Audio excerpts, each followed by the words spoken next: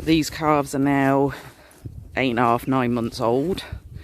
These are the youngest ones. The other ones are about a month to 6 weeks older.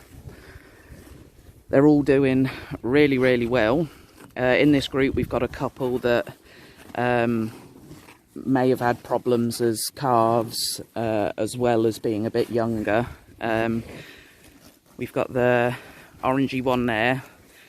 She was actually allergic to milk, which is extremely rare, but it can happen. Once we actually realised what was causing her to... they're pushing me over here because they want to play. Why she was bloating up, why she was depressed. Once we cut the milk out, she was absolutely fine, and within the space of a couple of weeks actually doubled in size. It was that quick. This is Ivan here, who's trying to play with me. We've got 19 in this little group. There's 25 in the bigger group. That's Amy. She's one of the sort of smaller ones. As a calf, she had diphtheria, which can cause a watery mouth. It's sort of infection in the mouth, but I say she recovered really, really well with some antibiotics. We actually have her brother Gordon, who's on the end there. These are getting about 3.5 to 4 pound each a day of beef rearer nuts, as well as obviously grass. We've been really lucky. At the start of the summer, we had hardly any grass at all. We had quite a severe heat wave, and the grass just burnt up to absolutely nothing at all. So we were actually bringing hay and silage out to feed them, which we've never had to do before. And then we had a very wet spell, and we've never had so much grass. There's not so much in this field. They've got another field that they come in and out of as they please, which has got a lot more grass in, but they tend to stay in this one because this is where their feed trough is, where they get fed. We've got our yearly TB test at the end of this month, so we're going to worm them because it has been fairly wet. I don't think any of them have got worms, but we like to do them when they come in.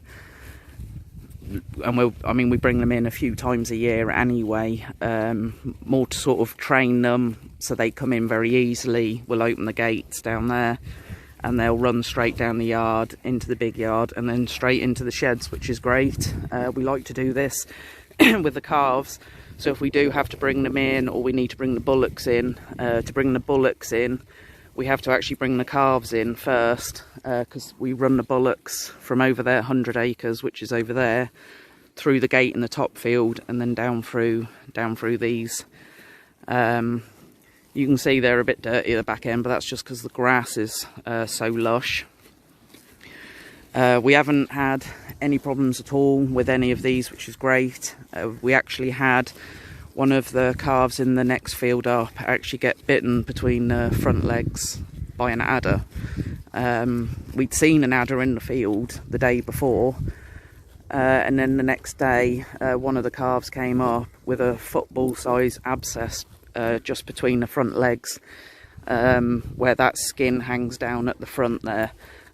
Lucky he was bit there because there's no sort of major sort of arteries, veins there, and it just caused a huge abscess.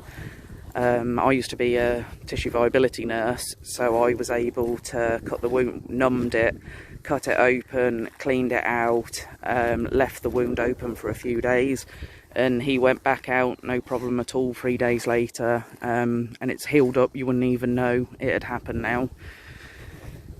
The main problem we had in this group was with the calf who's over here. He's a Simmental cross called Honeybun. I'll just get round the front there. He's backing away. He has had an ongoing foot problem for a few months.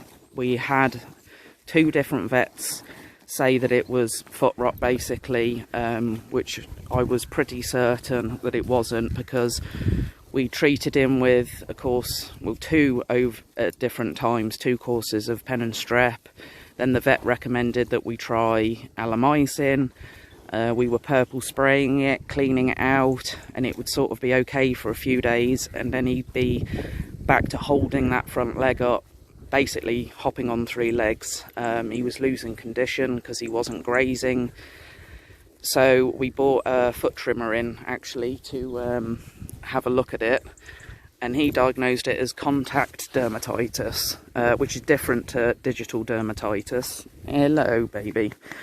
And we used I think it's called Cyclo. It's a blue antibiotic spray. And he said to keep the foot clean. So we actually brought him into the shed on a straw bed, because it was quite muddy out in the field. And we sprayed him 3 times a day with a Cyclo antibiotic spray. Just gave him some Metacam for the pain, because it was obviously extremely painful. And within a week, he was so much better. Hello, Ivan.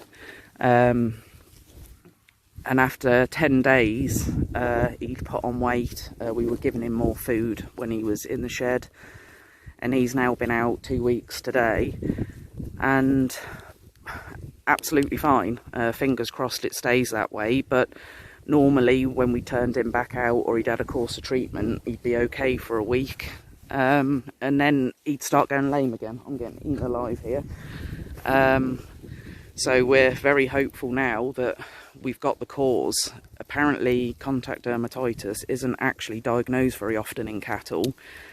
Sometimes it's confused for foot rot or digital dermatitis, which you can treat with antibiotics. Well, the antibiotics weren't working, because he'd had quite a few courses. I'm getting getting rubbed here by Ivan and baby. So now he's had this treatment, he's doing so much better. Really pleased with him. So this is just a little update on these calves. They are doing really, really well. We're well pleased with them. So we're hoping that they'll stay out in the fields until at least October anyway, depending on what the weather's like. If we get a very wet sort of September, early October, then we'll bring them in for the winter, beginning of October. And then they'll be fed silage, and they'll be on £3 each then of beef rearer nuts over the winter. And then they'll get turned out again in April next year.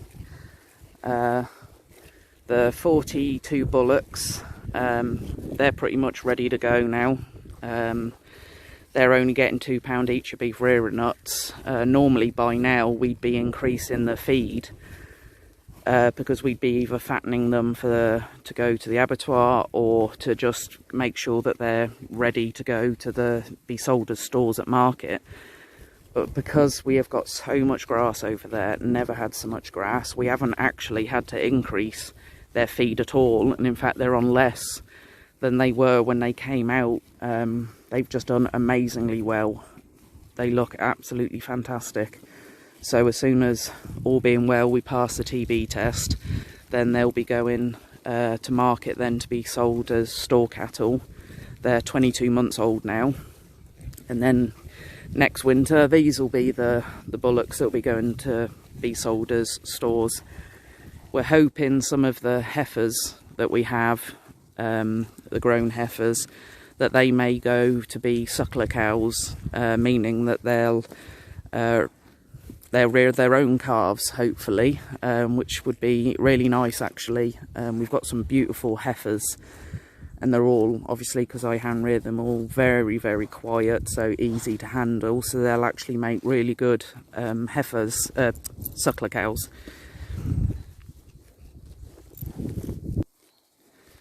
This last winter, we actually had a really good calf season. I didn't lose a calf. I haven't lost a calf to pneumonia in 2 years anyway. We did have a calf die, not last winter, the winter before, had a heart attack, which would have been a selenium deficiency in her mother, in the cow. And she was about 8 weeks old, and she literally dropped down in front of us. But apart from her, we haven't actually lost a calf to anything that was what I see as sort of preventable. Pneumonia, you can't 100% prevent it, but the system that I use means we rarely get pneumonia. I give because we buy from market and they come from multiple farms, they get the 7 ml of Alamycin as soon as they come on the farm, and then they're given a vaccine. I believe it's Rispoval intranasal, and this works really, really well. We keep them in individual pens until they're 8 weeks old and they're weaned off their milk. So this stops any spread of sort of any bugs or viruses that could go through the shed. One thing I do frequently with the calves is test their temperatures with a digital thermometer. Anything over 103 degrees I will treat with antibiotics. But over the last 3 years I've actually cut my antibiotic use by more than half with doing this initial dose of Alamycin with the pneumonia vaccine. Obviously I keep my shed extremely clean. Their buckets and things are individual use, so they have their own buckets. Nothing gets shared between them. If a calf has a temperature, I will also put on a calf rug. They don't have to be expensive calf rugs. I actually made mine with clips and straps out of fleece dog blankets, actually. They're very thick, and they work really, really well and cost me less than £1 each to make.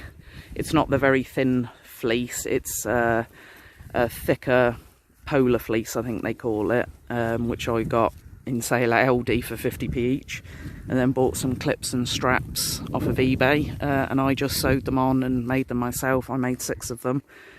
So that's somewhere where you can, again, save. We give them everything they need, but where you can save, obviously that's more profit at the end result, whether they're sold for meat or for stores. Hello, Ivan. Ivan the Terrible. So yeah, you can do things in a way that cuts down costs. The vaccine that we use for pneumonia works out about £7 per calf, but if you break that down and say that they would have got pneumonia, how much you would have spent on antibiotics, maybe loss of growth, because it can affect their growth rates when they're older. Pneumonia as a calf can actually stop them from growing further down the line, so you'd lose money there from loss of their growth when they're older. But then the things I don't scrimp on is their straw, their feed, the quality of milk I use. I use Blossom. I found that that's the best. I get the best growth rates from that, and that's a twice a day milk, which I always make hot for them. I rear during the winter, so I like to keep them as, you know, warm as possible as well. Making sure that there's good airflow in the shed, making sure things aren't drafty, and just little things like that you can do. Always there's a score on bedding. I have the highest score on bedding, meaning that they have a deep bed of straw every single day. So when they're laid down, you can't actually see their legs. This means they're not getting any draft from underneath, and keeps them nice and warm, and also means that their bed is always dry, because they've always got fresh straw. And I bed every single pen up every single day. So yeah, everybody is doing really, really well. I'm well pleased with them all. Couldn't be happy with them, actually. I say we're going to worm them when they come in, just because the grass has been very lush. There's a few they're not scouring, but a bit mucky there on the back end, but I don't think that's worms. I do think that's just because the grass is so lush. Even though it's not so long in here, it is very lush. Nobody's losing any weight, so I'm not really worried about worms, but we will treat them. When they come in, we just use a pour on their backs, normally paramectin, or some similar sort of pour on solution. Sometimes we drench them, but we tend to only do that with the older bullocks. So this is them. I say they're quite happy because they've already had their breakfast. If I would have come in to do this before they'd had their breakfast, I would have been getting mauled. Although I do get mauled by this pair anyway, Ivan and Baby. So, and that's them.